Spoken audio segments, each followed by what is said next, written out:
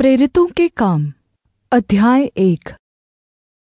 हे Theophilus, मैंने पहली पुस्तिका उन सब बातों के विषय में लिखी जो यीशु आरंभ से करता और सिखाता रहा, उस दिन तक जब वह उन प्रेरितों को जिन्हें उसने चुना था पवित्र आत्मा के द्वारा आज्ञा देकर ऊपर उठाया न गया।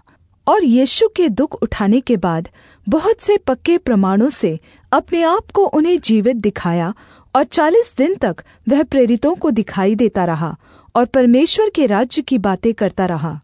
और चेलों से मिलकर उन्हें आज्ञा दी, यरूशलेम को न छोड़ो, परन्तु पिता की उस प्रतिज्ञा के पूरे होने की प्रतीक्षा करते रहो, जिसकी चर्चा तुम मुझसे सुन चुके हो। क्योंकि यूहन्ना ने तो पानी में बपतिस्मा दिया है, परन्तु थोड़े दिनों के बाद तुम पवित्र आत्मा से बपतिस्मा पाओगे। अतः उन्होंने इकट्ठे होकर उससे पूछा, हे प्रभु, क्या तू इसी समय इस्राएल का राज्य पुनः स्थापित करेगा? उसने उनसे कहा, उन समयों या कालों को जानना जिनको पिता ने अपने ही अधिकार में रखा है तुम्हारा काम नहीं।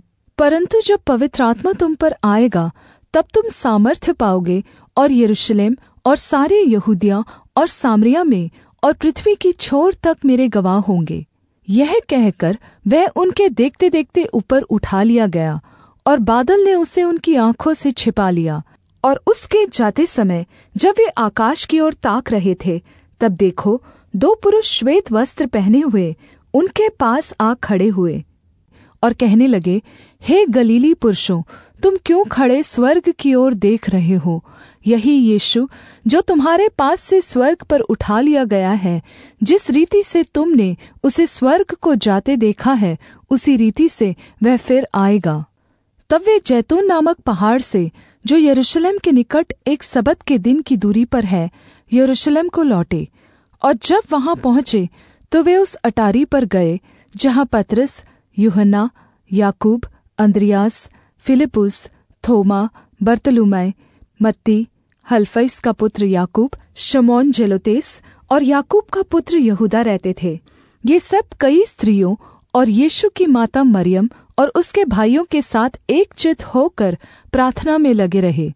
और उन्हीं दिनों में पतरस भाइयों के बीच में, जो 120 व्यक्ति के लगभग इकट्ठे थे, खड़ा होकर कहने लगा, हे भाइयों, अवश्य था कि पवित्र शास्त्र का वह लेख पूरा हो जो पवित्र आत्मा ने दाऊद के मुख से यहूदा के विषय में, जो यीशु के पकड़ने वालों का अगुआ था, पहले से कहा था।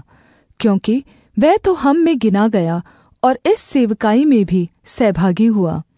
उसने अधर्म की कमाई से एक खेत मोल लिया और सिर के बल गिरा, और उसका पेट फट गया और उसकी सब अंतड़ियाँ निकल गई। और इस बात को यरूशलेम के सब रहने वाले जान गए, यहाँ तक कि उस खेत का नाम उनकी भाषा में हकलदमा अर्थात लहू का खेत पड़ गया।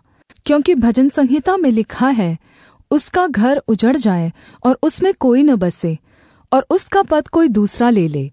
इसीलिए जितने दिन तक प्रभु यीशु हमारे साथ आता जाता रहा, अर्थात यूहन्ना के बपतिस्मा से लेकर उसके हमारे पास से उठाए जाने तक जो लोग बराबर हमारे साथ रहे, उचित है कि उनमें से एक व्यक्ति हमारे साथ उसके जी उठने का गवाह हो जाए।